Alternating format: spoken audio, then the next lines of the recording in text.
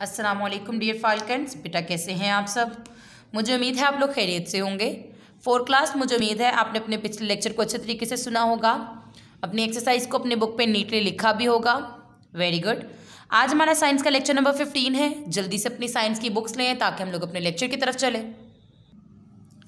4 class, अपने पिछले lecture में हमने अपना लास्ट यूनिट कंप्लीट कर लिया था। आज हम लोग यूनिट नंबर 11 स्टार्ट करेंगे। तो यूनिट नंबर 11 का नाम देख लेते हैं, फोर्स, वर्क एंड एनर्जी। किसी काम को करने के लिए हमें फोर्स या एनर्जी की दोनों की ज़रूरत होती है। हमारे पास हमें फोर्स मिलेगी और एनर्जी होगी तो हम कोई काम अच्छे तरीके से कर सकेंगे। तो इस यूनिट में पढ़ते हैं कि वो हमें फोर्स, वर्क और एनर्जी के बारे में क्या बता रहे हैं। इसकी रीडिंग स्टार्ट करते हैं। मुझे उम्मीद है 4th क्लास आप लोग मेरे साथ साथ रीडिंग करेंगे। A force is a push और पुल। एक फोर्स, एक धक्का, धकेलना या खींचना। किसी चीज को धकेलना या खींचना फोर्स है। Force can make a thing start to move that is standing. Force किसी चीज को हरकत करवाना शुरू कर सकती है अगर वो खड़ी है। कोई चीज खड़ी है, आप उस पर फोर्स लगाए तो वो हरकत करना शुरू कर सकती है। जैसे आपके पास घर में चेयर्स पड़ी हैं, वो अपनी जगह पे मौजूद हैं। अगर आपने उनको हरकत करवानी है, एक जगह से दूसरी जगह लेके जाना है, आप उन पे फोर्स लगाओगे, उनको धकेलोगे या उठाओगे तो उन पे फोर्स लगेगी। वो खड़ी चीज़ भी मूव करेगी, एक जगह से दूसरी जगह आप उसे उठा के मूव कर सकते हैं। ठीक है। It can make moving things move faster.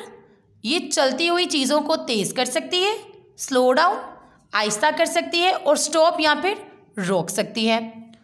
ये चलती हुई चीज़ों को, हरकत करती हुई चीज़ों की या तो हरकत को तेज़ कर देगी या फिर स्लो कर सकती है, आहिस्ता कर सकती है या फिर रोक भी सकती है। Force can also change the direction of movement. Force हरकत की सिमत को तब्दील कर सकती है। We need different amounts of force to move different objects. हमें मुख्तलिफ चीज़ों को मूव करने के लिए मुख्तलिफ मिकदारों की फ़ोर्स की ज़रूरत है। फोर्स की मुख्तलिफ मिकदारों की, यानी जितनी बड़ी चीज़ होगी उतनी ज़्यादा फोर्स, जितनी छोटी चीज़ होगी उतनी ही कम फोर्स। तो जिस तरीके का ऑब्जेक्ट है उस किस्म की अमाउंट ऑफ फोर्स की हमें ज़रूरत है। वी नीड मोर फोर्स, हमें ज़्यादा फोर्स की ज़रूरत है तो मूव हैवी ऑब्जेक्ट, भारी चीज़ों को हिलाने के लिए।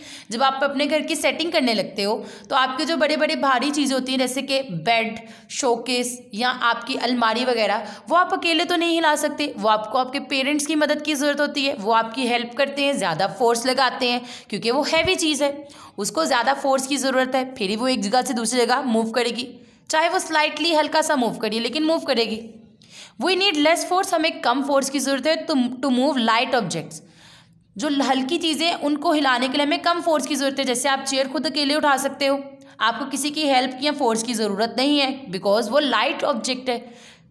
Different kinds of forces. अब फोर्स की कौन कौन सी मुख्तलिफ इकसाम है? फोर्स की 5 इकसाम है। Muscular force, frictional force, mechanical force, magnetic force और gravitational force.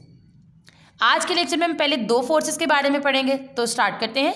There are different kinds of force, मुख्तलिफ किस्म की फोर्स है। Muscular force, frictional force, mechanical force, magnetic force and gravitational force etcetera. ETC को हम इजेक्ट्रा पढ़ते हैं या पीटीसी भी कह सकते हैं। Number 1 is muscular force. वो फोर्स जो कि हमारे मसल्स लगा रहे हैं, हमारे मसल्स जो फोर्स प्रोड्यूस कर रहे हैं वो मस्कुलर फोर्स है। जैसे ये वेट लिफ्टर इस वेट को उठा रहा है अपने मसल्स पे, तो ये मस्कुलर फोर्स लगा रहा है। व्हेन वी मूव एनीथिंग, जब हम किसी चीज़ को हरकत करवाते हैं with the force of our muscle, अपने मसल्स यानी पट्ठों की फोर्स की मदद से, it is called muscular force. इसे मस्कुलर फोर्स कहते हैं। With the force of muscles we can do different action. Muscular force की मदद से हम मुख्तलिफ काम कर सकते हैं, मुख्तलिफ एक्शन कर सकते हैं। सच एज कैरिंग, उठाना, किसी चीज़ को उठाना। पुलिंग, खींचना, हम हाथ से ही खींचते हैं ना, हाथ से पुल करते हैं या हाथ से पुश करते हैं तो हमारे मसल्स की फोर्स लग रही है, मसल्स की पावर। पुशिंग, धकेलना। किकिंग, किक करना, लात मारना। स्क्वीजिंग, निचोड़ना। एंड रनिंग, और भागना। भागते हैं हमारे पाँव के, टांगों के मसल्स यूज़ होते हैं। स्क्वीज करते हैं, हमारे हाथों के मसल्स निचोड़ने में मदद देते हैं। किकिंग करते हैं, किक में हमारे टांग के मसल्स यूज़ होते हैं। पुशिंग, पुलिंग एंड कैरिंग में हमारे बाजुओं के मसल्स यूज़ होते हैं। तो जहाँ पे मसल्स की फोर्स लग रही है वो मस्कुलर फोर्स है। Number 2 is frictional force. अब फ्रिक्शनल फोर्स क्या है? Friction is a force that slows down and stops moving object. उन्होंने कहा है हर फ्रिक्शन एक ऐसी फोर्स है जो कि चलते हुए ऑब्जेक्ट को या तो आहिस्ता कर देगी या फिर रोक देगी। एक ऐसी फोर्स जो चलते हुए हरकत करती हुई चीज़ को आहिस्ता कर दे या फिर रोक दे, वो फ्रिक्शनल फोर्स है। Friction occurs when two objects रब अगेंस्ट ईच अदर। फ्रिक्शन तब पैदा होती है जब आप दो चीज़ों को एक दूसरे के साथ रगड़ते हैं, रब करते हैं। ठीक है, तो ये हमारी फ्रिक्शनल फोर्स हो गई और मस्कुलर फोर्स होगी। ये थी हमारी रीडिंग। अब अपने क्वेश्चन आंसर की तरफ चलते हैं। फोर्थ क्लास आज हम लोग यूनिट नंबर 1 के फर्स्ट 3 क्वेश्चंस करेंगे, तो क्वेश्चन की रीडिंग कर लेते हैं। What is force? फोर्स क्या है? अ पुश और पुल इज कॉल्ड फोर्स। किसी चीज को खींचना या धकेलना फोर्स कहलाता है। How many kinds of forces? Force की कितने इकसाम है? There are different kind of forces. Force की मुख्तलिफ इकसाम है। अब वो कौन कौन सी हैं? Muscular force, frictional force, mechanical force, magnetic force, gravitational force etcetera. ये हमने 5 जो भी पढ़ी थी, ये वही फोर्सेस के नेम है। Question number 3, what do you mean by muscular force? Muscular force से आपकी क्या मुराद है? व्हेन वी मूव एनीथिंग, जब हम किसी चीज़ को हरकत करवाते हैं with the force of our muscles, अपने मसल्स की फोर्स से, it is called muscular force.